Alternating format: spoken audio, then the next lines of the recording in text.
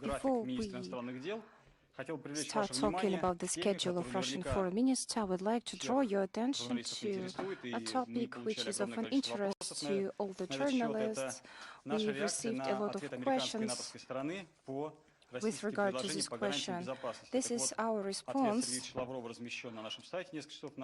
with regard to the security guarantees. Our response has been published on our website, and it covers most of the issues that may rise with regard of this issue. Now let's proceed to the schedule of Russian foreign minister. Tomorrow, Minister Lavrov will give an interview to Komsomolskaya Pravda, Говорит Москва, Эхо Москва, devoted to the relevant issues of the international agenda. The interview will be broadcasted on the accounts of the ministries in the social networks. On the 31st of January, Sergei Lavrov will host a reception for countries celebrating the New Year according to the lunar calendar: China, the Republic of Korea, North Korea, Mongolia, Vietnam, and Singapore. Meetings of the leadership of the ministry with diplomats representing the countries mentioned on the eve of the New Year according to the lunar calendar became a good tradition that contributes to the strengthening of friendly ties and mutual understanding with the states of the regions. And on the 3rd of February, Minister will pay a visit to the People's Republic of Chinese. During the talks in Beijing, the heads of foreign ministries of the two countries will discuss topical issues of the bilateral agenda with an emphasis on preparations for the Olympic summit with leaders and coordination in the international arena and major regional and global problems. Let's proceed to the international agenda, in particular to the Syrian Arab Republic. After the attacks on the night of January 21st of this year by militants of the international terrorist organization Islamic State in Russia to the Sinai prison guarded by the Kurdish Syrian Democratic Forces in the city of Hasek in the northeast of the SAR, which contained the most dangerous ISIS terrorist, the situation sharply escalated as a result of the attack. Using suicide vehicles filled with explosives, the ISIS managed to enter the prison building, free the prisoners, and gain foothold in nearby residential areas. Units of the Syrian Democratic Forces, with the support of U.S. military aviation, continued the operation to clean up the areas occupied by terrorists. As a result of American airstrikes on the positions of the militants who offered fierce resistance, the building of the technical college and the economic faculties of the local university were destroyed, and the fuel depot was destroyed. The party suffered significant losses or civilian casualties. According to the UN, about 45,000 civilians were forced to leave their homes. Some of them moved to the territory controlled by the government of the SAR. The Ministry of Foreign Affairs of the SAR made on January 22nd this year an official statement in connection with the events in Hasek, calling the attack by ISIS militants and the response of the Syrian Democratic Forces as crime that led to the death and mass exodus of local residents, as well as significant destruction of civilian infrastructure. Similarly, Damascus characterized actions of the United States, placing special emphasis on the barbaric nature of the American air raids.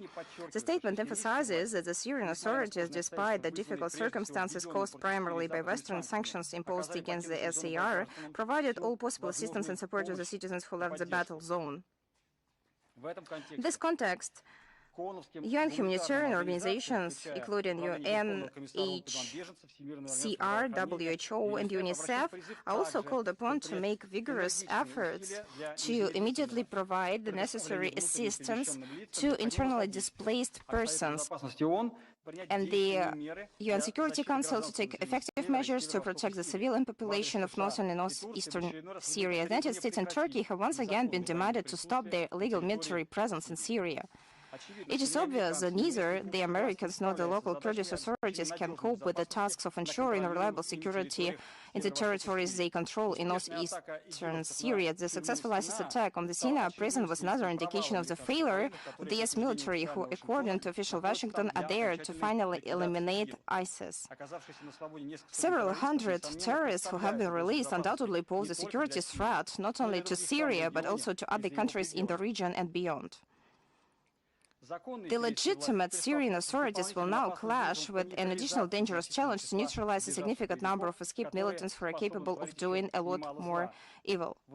We reaffirm our position in favor of the need for unconditional respect for the sovereignty and territorial integrity of the Syrian Arab Republic, for the restoration of control of the legitimate authorities over all regions of the country after the withdrawal from Syria of foreign military contingents illegally deployed there. This is the only way to finally eliminate international terrorism in Syria and ensure stability and security in and around Syria. Now we will move to west and northwest of Africa. We continue to closely monitor the development of the situation in Burkina Faso, where on January 24 this year, as a result of military coup, head of state Roch Kabore was removed from power. The government of the country was taken over by the Patriotic Movement for Safeguard and Restoration, led by Lieutenant Colonel Paul Henry Damiba, who announced the suspension of the constitution, the dissolution of the government, the National Assembly, as well as the closure of state borders, introduction of a curfew. We express our concern over the above-mentioned events in our friendly Burkina Faso. We proceed from a principled position on the unacceptability of anti-constitutional actions to alternate power. We call for the immediate release of President Burkina Faso Roch Kabore and for the speedy return of the country to civilian rule.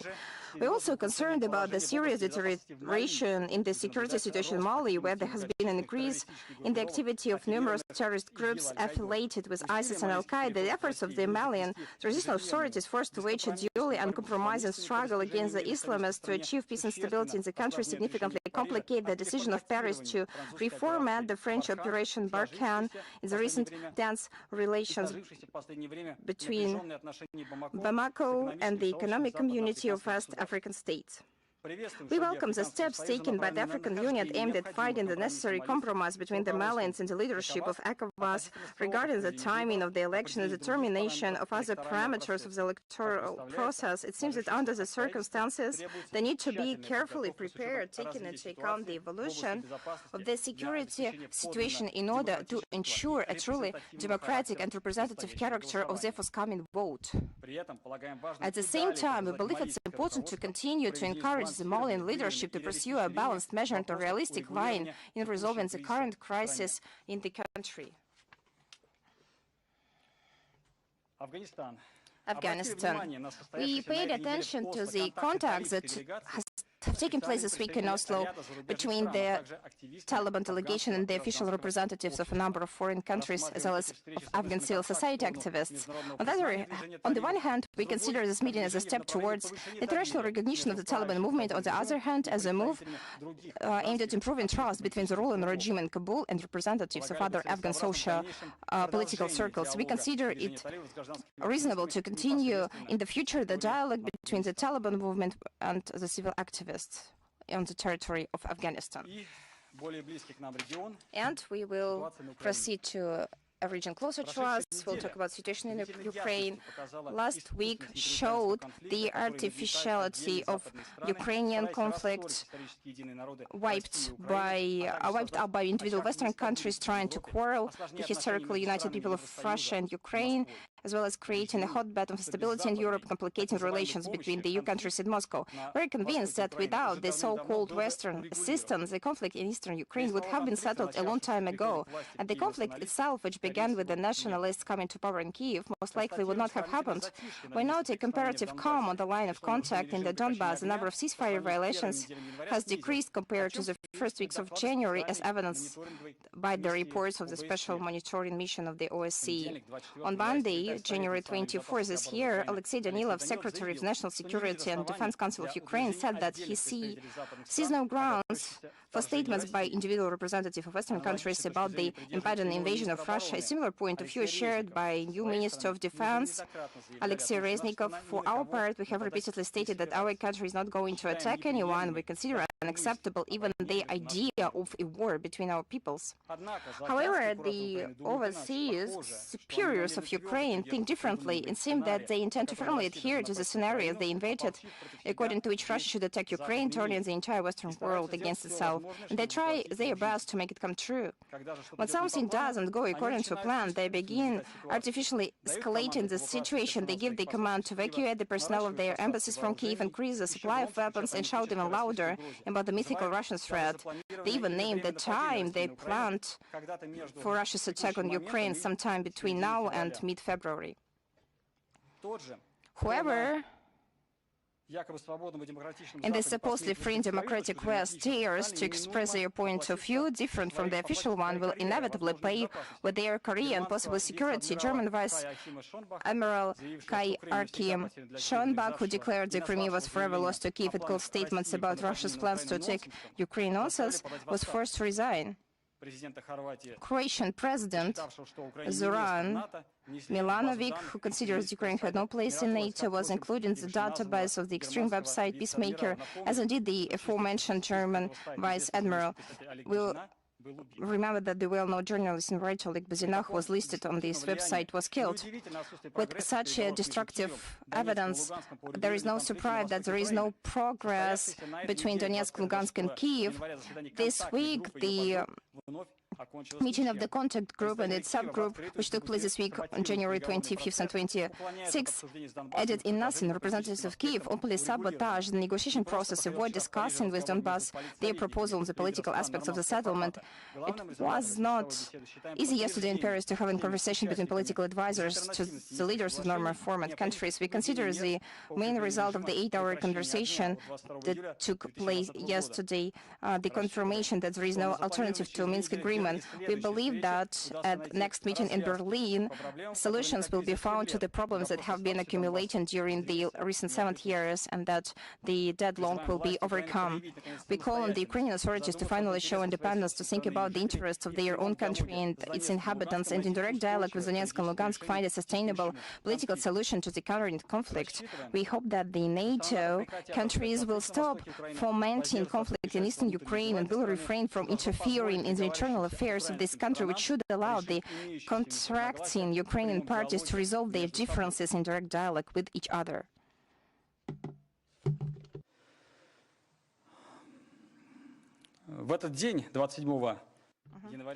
On this day, on the 27th of January, and now we are proceeding to remarkable dates. 55 years after the signing of the Open Space Treaty,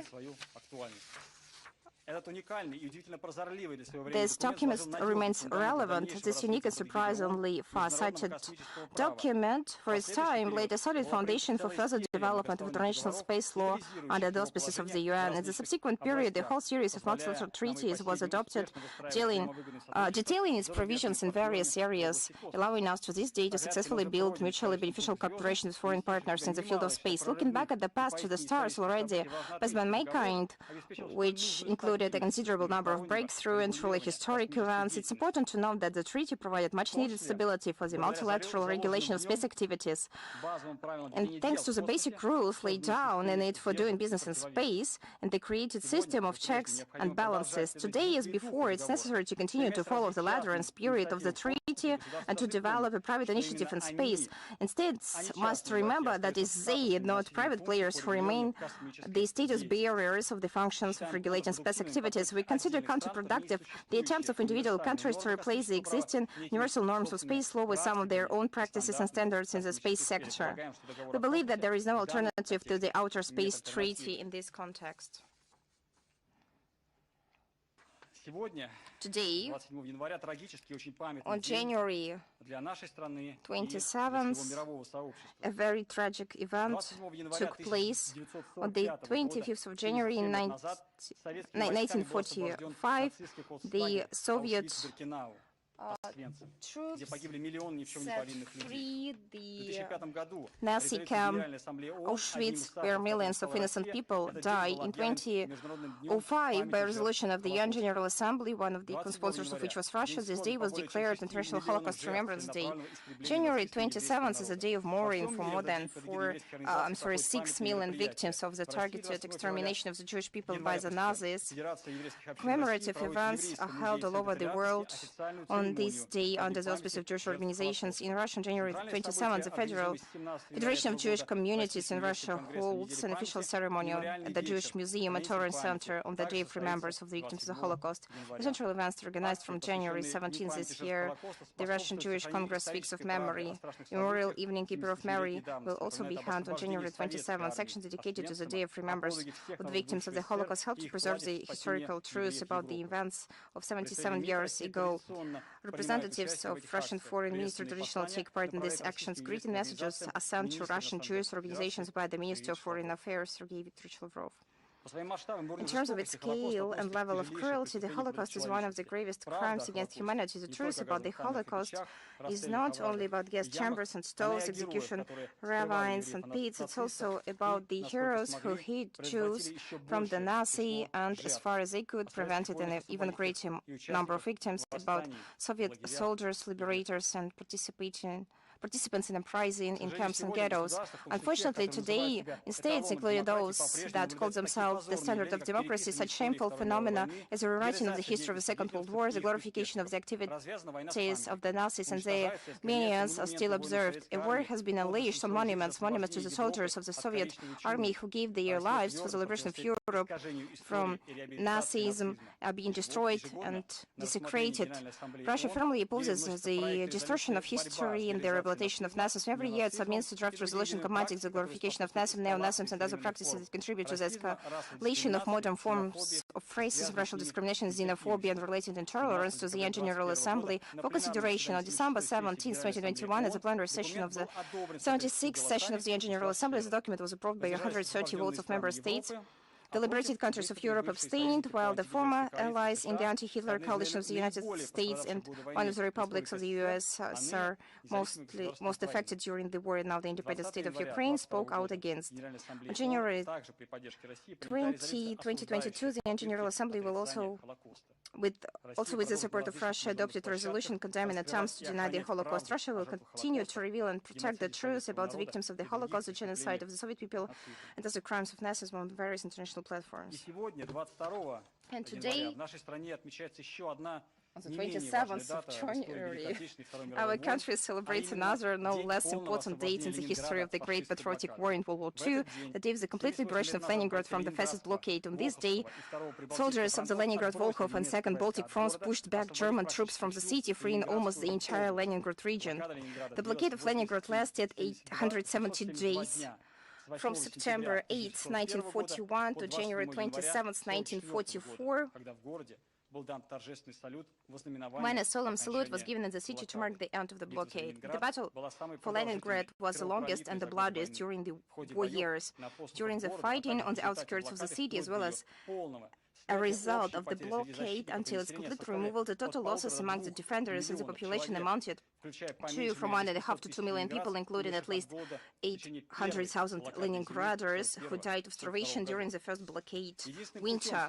The only way that connected the besieged Leningrad with the mainland was the ice track across the Lake Ladoga, the Road of Life. On November 22, 1941, the first column of gas trucks, the so-called 1.5 trucks, advanced with food towards the besieged Leningrad. It was on the 1.5 that food was taken to the besieged city and exhausted Leningraders were taken out of the besieged Leningrad.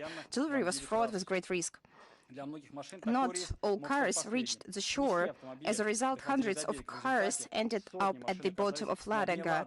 In total, during the most terrible blockade winter of 1941-1942, the drivers who worked on the Road of Life delivered 361,000 tons of cargo to Leningrad and took out 500,000 people, mostly women and children. It's not known what other kind of history has saved so many lives. One of these vehicles was found during search operations in 2020 and the bottom of Lake Ladoga restored, and since November 2021 has been on display at the breaking siege of Leningrad Museum, which we already talked about during the last briefing. This car, which has truly become a symbol of the steadfastness and courage of the defenders and population of Leningrad, was delivered to Moscow and from today is temporarily installed in front of the Russian Foreign Ministry upon the initiative initiative of Valentina Matvienko. We invite everyone who will have the opportunity to visit Smolensk Sinai Square in the coming days, see with their own eyes the historical evidence of those terrible years, and pay tribute to the feat of the defenders of Leningrad who made an invaluable contribution to achieving victory over Nazism.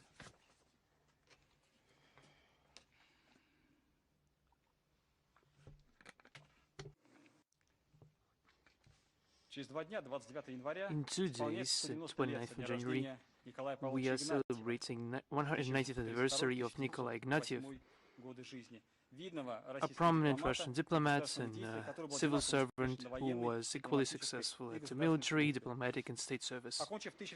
He finished the Imperator's Military Academy in 1851 and was appointed a military agent in London in 1857 and 1858. He headed the military diplomatic mission in Kiev and Bukhara. From 1859 to 1861, he was in China as a trustee on special appointments. He also was a mediator in the Anglo-Franco-Chinese War and managed to reach the signing of Peking Treaty in 1860, which determined the eastern border of between Russia and China. He was also a proponent of defending Slavic people in the Balkans. After the victory of Russia in the war in 1877-1878, Nikolai Ignatiev participated in the preparation and signing of the San Stefano Peace Treaty of 1878, which had a huge influence for the liberation of the Balkan people. In 1881, Nikolai Ignatiev was the Minister of State Property. Later, he was the Minister of Internal Affairs, a member of the State Council. He received a rank of Infantry General and was awarded multiple state orders. In 2019, the MFA supported the initiative on erecting a monument to Ignatiev in Vladivostok. In Blagoveshchensk region in 2020, the monument to Ignatiev was opened too. The MFA also participated in the preparation of the trilogy of the movie of the Ignatiev's 800 years of service, which was presented in May 2021. Now I'm ready to take your questions. International Affairs, please. Are you with us? Yes. Good afternoon. I have 2 questions. Secretary General of NATO Stoltenberg said that the alliance evaluates the possibility of increasing its presence in the east, including the possible deployment of additional military contingents. How will these statements influence the negotiations on security safeguards? Such statements of the Secretary General of NATO create not the best background for the dialogue on security safeguards. This confirmed that the alliance has its practice to bolster its negotiation position by military potential. Russia doesn't threaten anybody. Why does NATO ramp up this hysteria on the Russian threats to the countries of the alliance? We understand. How would we explain otherwise or try to justify the necessity of the military deterrence of Russia? The alliance is continuously reinforcing its eastern flank and increasing its presence in its country members. They are conceptually decreasing the threshold for use of nuclear weapons through these deployments. I remind you that United States anti-missile launch pads are placed in Romania and Poland. Second question. In his interview to Romanian channel Pro TV, the president of Moldavia, Mr. Sandu, said that the war in Transnistria, which, as he said, was an attempt to stop the process of the Republic of Moldova gaining its independence. In this war, Russia sent people to fight on its side. How do such words match the statements of the Moldova leadership on their readiness to have a pragmatic dialogue with Russia? We took note of this interview. the mentioned evaluations of Russian role in the Transnistrian conflict, and I remind you that Russia is a guarantor and mediator in this process. Don't stand up to any criticism. It is well known that Russian forces did not deploy. The 14th Army was in this region since the times of the Soviet Union and became the force that stopped massive bloodshed. In this context, it's not on to say that the question of the presence of Russian forces in the region is the key to solving the Transnistrian problem. We call on Madam Sandu and other Moldovan partners to reject this historical twists and try to solve the open questions of Russian-Moldovan relationships and give positive dynamic to the settlement in Transnistria, including the resumption of dialogue with Raspol regarding the settlement. We are ready for constructive, pragmatic cooperation with Moldova. We are linked to these people by a huge common history and cultural historical ties. Rush today. Do we have them with us today? Good afternoon. Yeah, I can hear you.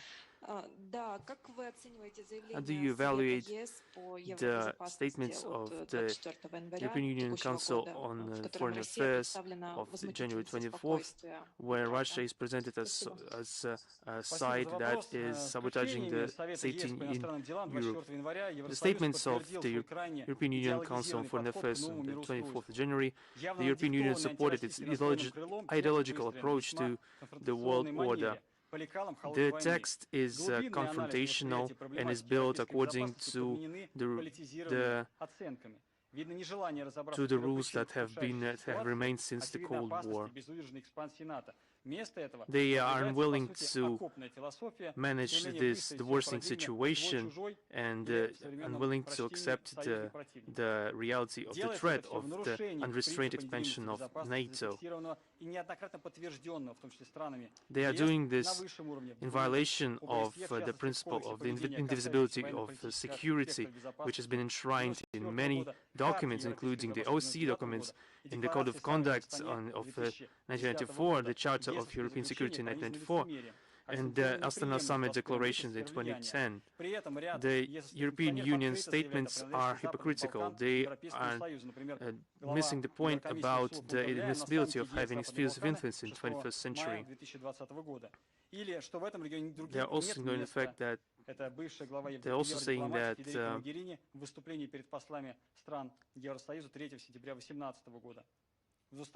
they're having some mixed statements regarding that. There are no place for other actors in the region.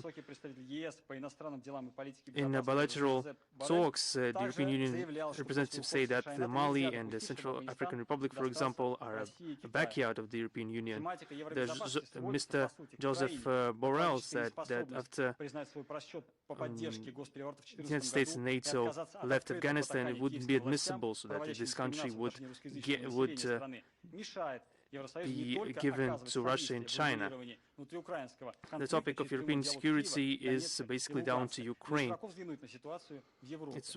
We need to have a broad outlook on the situation in Europe. The implementation of Russian suggestions on security safeguards on the part of NATO and the United States will create necessary preconditions for stable development of our common continent, and will reinforce European security and will help to ensure strategic autonomy and the self-sustainability of the European Union. The statements are focusing on the principle of territorial integrity, non-use of force. The European Union should remember the barbaric bombardments of Yugoslavia in 1999 with cassette bombs and munitions with depleted uranium, which led to the casualties numbering in 2,500 people. We are surprised about the calls of the European Union to dialogue after the fact that in 2014 the European Union froze all the architecture of cooperation with Russia and are refusing contacts at high level. European Union, at this backdrop, the desire of the European Union to participate in discussing Russian suggestions on security safeguard is weird. The Herald of Caucasus. What stage is currently the process of the work of the Commission on the delimitation of the Armenian-Azerbaijani border? Are there any plans for additional meetings of diplomats with the mediation of Russia? We are continuing our work with partners on the implementation of the statements of the leaders of Armenia, Azerbaijan and Russia of the 26th of November 2021, which presupposes the creation of bilateral commission on delimitation of the Azerbaijani-Armenian border with its further demarcation with the consultative support of Russia. We are sure that the forming of the Commission and the process of delimitation will allow us to prevent the occurrence of border incidents and will help normalize the relations with Baku and Yerevan. We will inform you all on all the relevant contacts. Newsroom, please. Yes, good afternoon. The Secretary General of NATO, Stoltenberg, that alliance was ready to discuss arms control with Russia, as well as other questions pertaining to European security. Could this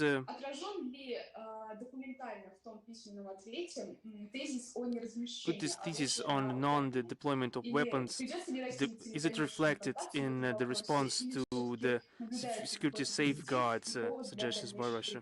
And in this context, we would like to clarify. Mr. Blinken said that the ball is in Russia's yard. They are responsible for further actions. What will be the first steps regarding the response that was received yesterday on the part of the United States? Thank you very much for your extended question. Fortunately, I will have to direct you to the written response of the Minister of Foreign Affairs of Russian Federation, which I mentioned in the beginning of our briefing. It is all mentioned there. That's what we can say currently. Thank you. What we can I ask the second question? The United States, in this framework of its sanctions against Russia because of the situation in Ukraine, reviews the possibility of the blocking of the shipments of Russian resources to Europe.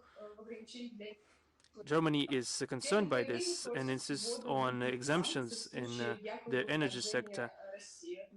But Germany is not against any other sanctions in the case of the alleged invasion of Russia. How does Moscow evaluate this controversial policy of Berlin? As we understand,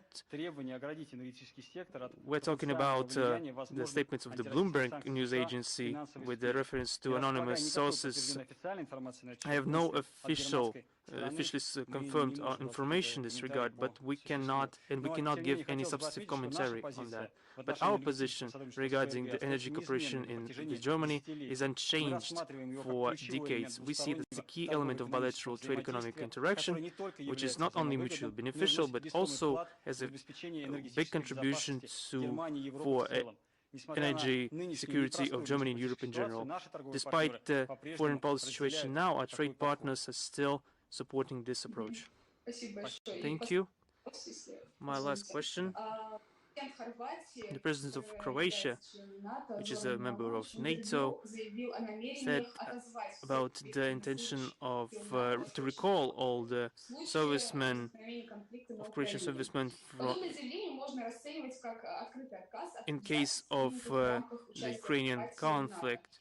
Such statement could be viewed as a rejection of obligations taken in the framework of the participation of Croatia in NATO. How does Moscow evaluate such statements? NATO, in its country states, did not take any obligation on defending Ukraine. Ukraine is only a partner of the alliance. It's not. The Article 5 of the Washington Treaty doesn't extend to that country. The military tensions in Europe will decrease if NATO will withdraw its forces from the Eastern European countries. We are calling for that. This is one of the main points of our suggestions regarding the security safeguards. Now, VON TV channel, please. This is Siddhant from India. This is my first briefing, joining in the briefing. First question, I have three questions. The first question is, has the Russian side briefed the Indian side on the ongoing situation when it comes to Eastern Europe? Because the Americans have called the Indians and briefed about the situation. Have the Russians also done that? Nice to meet you, and thank you for joining our briefing. Hope to see you later again. So, я отвечу на русском. I will respond in Russian. Interpreters are working, so you will understand it. The planned moving along the privileged partnership with New Delhi is one of the key tasks of our foreign policy. We are developing our cooperation in trade, economic, energy, military, technical, science and technology, space, humanitarian, and other spheres. Russian-Indian political dialogue is hugely intensive. We support the concept of multipolarity in the world. We demonstrate our identity and the closeness of our position on key problems of the world and problems of security. We are supporting the commonly accepted norms of international law enshrined in the UN Charter. We are against the use of force, and we support the principle of non-interference in the sovereign affairs of states. During our bilateral contacts, we are exchanging opinions on a broad range of questions, including the topics of global and regional agenda. We are informing our Asian partners on the relevant moments of the security safeguards in Europe and corresponding negotiations. German Navy chief here in India, he talked about Russia closing closer ties with Russia, respect for your president. How do you see these comments as? You are asking about the head of the Navy of Germany. We will not comment his resignation. Regarding the essence of his statement at the conference they reflect not only the views of this admiral, but also a significant part of the military and political elite of Germany. Such signals are getting to us through our diplomatic representations in Germany. Berlin has a healthy understanding of the true character of geopolitical processing and processes including Ukraine,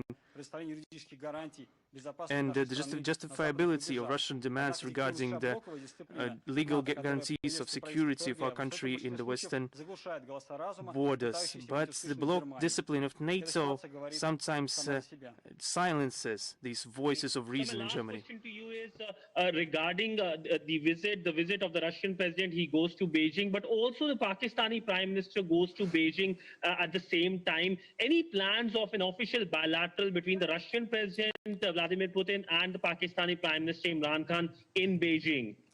You have joined us for the first time. Probably you don't know that, but we don't comment on the events linked with the President of the Russian Federation. Please address your questions to the press service of the President's administration. Thank you. Thank you. Al-Mayadin, are you with us today? Yes, good afternoon. Thank you for the opportunity to ask questions. The situation in Yemen is not regulated, and people continue to die. There are airstrikes on the part of the coalition against the Ansar Allah movement. The coalition strikes infrastructure objects. So, after the recent escalation, the Russian MFA made a statement in that regard. There was a telephone call between Mr. Lavrov and his colleagues in the Emirates. And for example, as the Iranian side said during the visit of its delegation to Russia, they also discussed the question of Yemen. In Moscow, the first stages of the conflict in Yemen, held meetings with the representative of different Yemeni forces, which came to Moscow, and and there were a lot of negotiations, but then it all went silent. Were there any recent contacts? Could we talk about the fact that Russia will try to reinforce its efforts in that regard? Or what could be reflections of that? Thank you for your questions. We are monitoring the situation in the Yemeni Republic and around it. In the statement published in 25th of January, we expressed concerns regarding the escalation of tensions in Yemen when a conflict rages for 7 years. The Yemen issue is discussed during our communication with regional and international partners, including at the high and highest level. The situation in the Yemeni Republic is one of the topics of the telephone call between Mr. Lavrov and the Minister of Foreign Affairs, International Cooperation of the United Arab Emirates on January 24th. We think that the escalation of violence in Yemen demands coordinated steps on the part of the international community directed to decrease tension between the sides of the conflict, and we need to stimulate the constructive dialogue oriented to find peaceful solutions and trying to surpass this crisis. We have been hard at work. Moscow has established contact with all political forces in Yemen, including the Houthis. We also support the efforts of the special envoy of the Secretary General of the UN to have energetic efforts to find means to settle the conflict. Thank you very much. Asian News, are you here? Are you with us? Yes, good afternoon. Saeed, Asian News.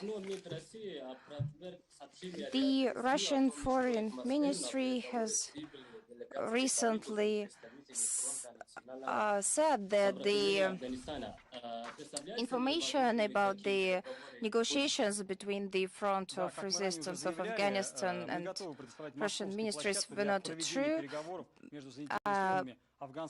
As we have repeatedly said, we are ready to provide the Moscow platform to hold negotiations between the parties to the Afghan problem in order to find the speediest solution to the problem. Lantaru, are you with us? Yes, good afternoon. Valentina Schwarzman, Lantaru. If you allow, we have several questions.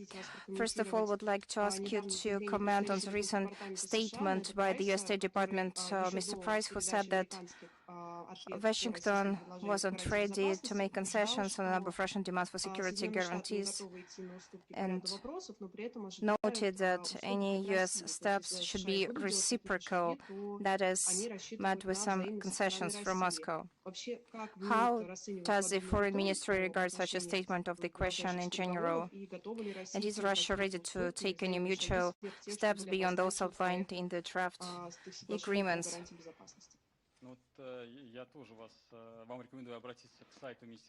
I suggest that you take a look at the website of the Russian Ministry, where Minister Lavrov has given a detailed comment on this issue. Then I would like to ask one more question. You have already mentioned it during the first part of the briefing.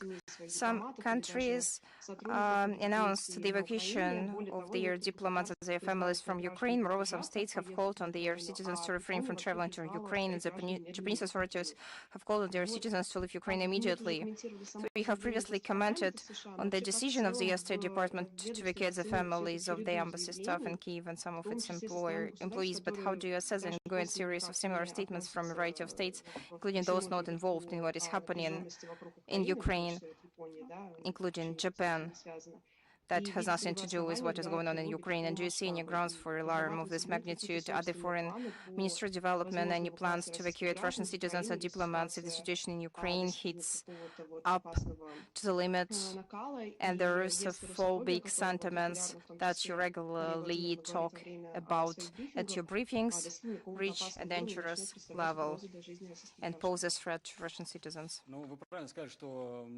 As you have rightly said, we have already commented the situation in details during the first part of our briefing, and it's difficult to add something else. As for our own plans to evacuate Russian citizens, we've talked about it in detail, including during one of the previous briefings, and we have said that We constantly have plans. We have a special department in the ministry aimed at doing this, and we have our staff under the auspices of embassies that develop plans in case of a difficult situation.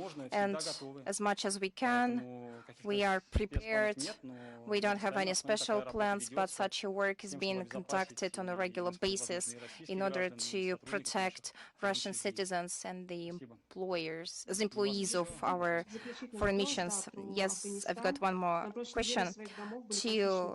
Last week, 2 Afghan girls were abducted from their homes. They had been participating in protests against the Taliban government over the past months. According to the information of mass media, one of the activists was beaten up beyond recognition. Did the foreign ministry pay attention to this incident? Have you contacted the new Afghan government about this? By closely monitoring human rights issues in Afghanistan, we call on the new Afghan regime to respect basic civil rights and freedoms. We know that the Afghan authorities, in particular acting Foreign Minister Amir Ham-Mutaki, have stated that they are keeping the incident under control and are looking in. Thank you. The Moscow Post. Yes, good afternoon. We have 2 questions, if you allow. So, to what extent and at what level does Russia maintain diplomatic relations with Ukraine? On the 14th of February, we are celebrating the 30th anniversary since the establishment of diplomatic relations between Russia and Ukraine. Usually, as the practice goes, people draw conclusions on the eve of such anniversaries, but there is nothing to boast about. Our relations continue to deteriorate. There are practically no parliamentary contacts. There is no cooperation between our parliaments. After 2014, the level of diplomatic relations between our country was decreased by Kiev, and amid these difficult conditions, despite numerous provocations by Ukrainian authorities and local nationalist Russian foreign missions in embassy in Ukraine, embassy in Kiev, Consular General in Odessa, Kharkov, and Lviv continue to work. And the second question, Western media and a lot of politicians in the United States and Europe talk about the so-called concentration of Russian armed forces in the west of Russia, but we don't know a lot about the movement of the Ukrainian armed forces near its eastern borders. How can you explain the situation?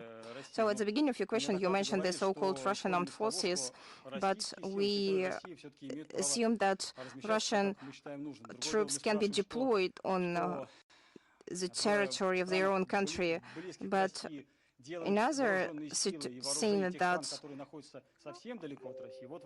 there are countries that are located far away from Russia who move their armed forces near to its borders, and that's another situation. But I think that we've already covered this issue during the first part of the briefing. Thank you, CNN. Hi, Nick Robertson here. Thank you very much for the briefing. Yesterday, the foreign minister, when he was speaking in the Duma, said that, he hoped that the United States response would be constructive, that it wouldn't continue with aggressive lines. And he said that if that didn't happen, there would be an appropriate response measure. I realize you can't comment on the substance today of what's, or the detail of what's happened in that, what's occurred in that letter, but is the letter constructive, do you believe? And is there going to be a requirement for appropriate response measures? Because it's not. And specifically, what would those response measures be? Thank you. As I have already pointed out, I suggest that everyone should get acquainted with the response of the Russian foreign minister, and I would like to highlight that all the responses have been received, and after the interagency harmonization, the Russian president will be informed and will adopt relevant decisions. That's all that I can say so far.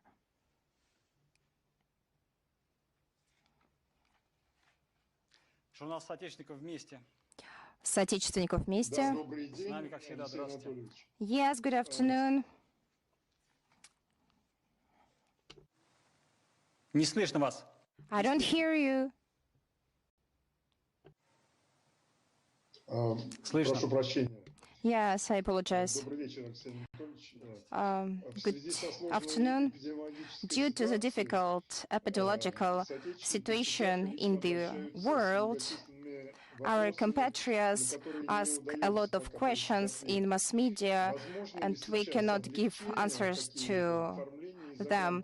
Is it now possible to simplify the procedure of issuing foreign passports for the members of mixed families, and it is also possible to issue passports before date for retired compatriots? Yes, in accordance to point 7 of the decree of the Russian government of March 2020, the restrictions do not apply to people who are family members of Russian Federation's citizens and to foreign citizens and people with no citizenship permanently living on the territory of the Russian Federation. Moreover, on the 1st of September 2021, point 3 of Article 1 of the Federal Law of July 2021 entered into force on introducing changes to the federal law on the order of entering the Russian territory. And these changes provide for an opportunity to provide the close relatives of Russian citizens with multi-entry private visas valid for a year with the permitted term of stay in the Russian Federation is the whole period of their validity without the necessity to establish invitations in the Russian Ministry of Interior. And the basis for issuing such a visa is the decision by the head of Russian foreign mission or a consular agency on issuing a visa to a foreign citizen. As for the foreign passports, the order of issuing them is established by the federal law, and according to the law of the 15th of August 1991, any citizen can decide whether they would like to have a passport valid for 5 years or 10 years. We also need to bear in mind that while the application for a foreign passport is analyzed, the grounds on which the passport is to be issued are checked, and there are reasons for which this procedure of issuing a passport can be suspended or the application can be turned out. It includes violation of the Russian legislation and other grounds. If there are no more questions, then thank you very much for your attention. See you. Goodbye. Thank you.